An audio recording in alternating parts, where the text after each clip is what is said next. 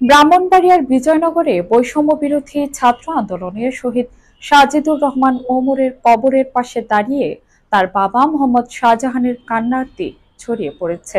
সন্তানের হত্যার প্রায় 1 বছর হতে চললেও বিচার না পাওয়ায় হতাশায় ভেঙে পড়েন তিনি।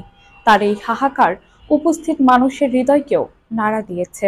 মোহাম্মদ শামীম মিয়ার তথ্য ভিডিও চিত্রে থাকছে বিস্তারিত। ছেলের কবরের পাশে দাঁড়িয়ে এক বুক হাহাকার নিয়ে আর্তনাদ করছেন এক বাবা। বিচার না পাওয়ার কষ্টে তার বুক ফেটে যাচ্ছে, আর সেই কান্নার শব্দে ভারী হয়ে উঠেছে ব্রাহ্মণবাড়িয়ার বিজয়নগরের বাতাস। বাবা, আমি তোমার বাবা হয়েও তোমার জন্য কিছুই করতে পারলাম না। প্রায় 1 বছর পার হয়ে গেল, কিন্তু এখনও তোমার হত্যাকারীদের বিচার পাইনি। আমি নিজেকে ব্যর্থ পিতা মনে করছি। এই কথাগুলো বলতে বলতে কান্নায় ভেঙে পড়েন বৈষম্য বিরোধী ছাত্র আন্দোলনের শহীদ সাজেদুর রহমান ওমরের বাবা মোহাম্মদ শাহজাহান। তার চোখের জলে ভিজে যায় ছেলের কবরের মাটি, আর উপস্থিত সকলের হৃদয় ছুঁয়ে যায় এক বেদনা। বৃহস্পতিবার বিকেলে বিজয়নগর উপজেলার পত্তন ইউনিয়নের ছেলের কবর জিয়ারত করতে এসে এভাবেই নিজের অসহায়ত্ব আর ক্ষোভ প্রকাশ করেন তিনি। প্রায় 1 বছর হতে চললেও সন্তান হত্যার বিচার না পাওয়ায় তার হতাশার শেষ নেই।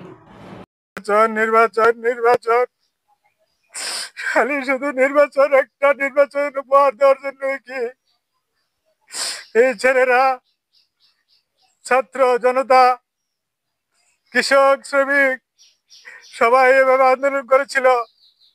নির্বাচন তো দেশে কতই হয়েছে, আবার যদি একটা নির্বাচন হয়ে যায় এরকম একটা নির্বাচনই হবে। ওইরকম নির্বাচন তো আমরা চাই না। আমরা চাই দেশ থেকে আগে বৈষম্যতা দূর হোক। এই হত্যাকাণ্ডের বিচার হওয়ার আগে আমরা কোনো নির্বাচন চাই না। আগে বিচার হবে, তারপরে নির্বাচন। এ সময় কবর জিয়ারতে আরও উপস্থিত ছিলেন জাতীয় নাগরিক পার্টি এনসিপির সিনিয়র যুগ্ম মুখ্য সংগঠক মোহাম্মদ আতাউল্লাহ, চিনাইর কলেজের প্রফেসর মোহাম্মদ আলী আজম মীর সহ এলাকার গণ্যমান্য ব্যক্তিবর্গ। তারাও শহীদ ওমরের আত্মার মাগফিরাত কামনা করেন এবং অবিলম্বে এই হত্যাকাণ্ডের সুষ্ঠু বিচার দাবি জানান।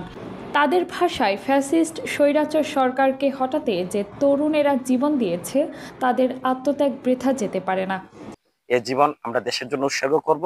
তারপরও একটি যেন নির্বাচন, যে নির্বাচনে ফ্যাসিস্টরা ক্ষমতায় আসে, খুনিরা ক্ষমতায় আসে, এ ধরনের নির্বাচন আমরা বাংলার জমিনে হতে দিব না।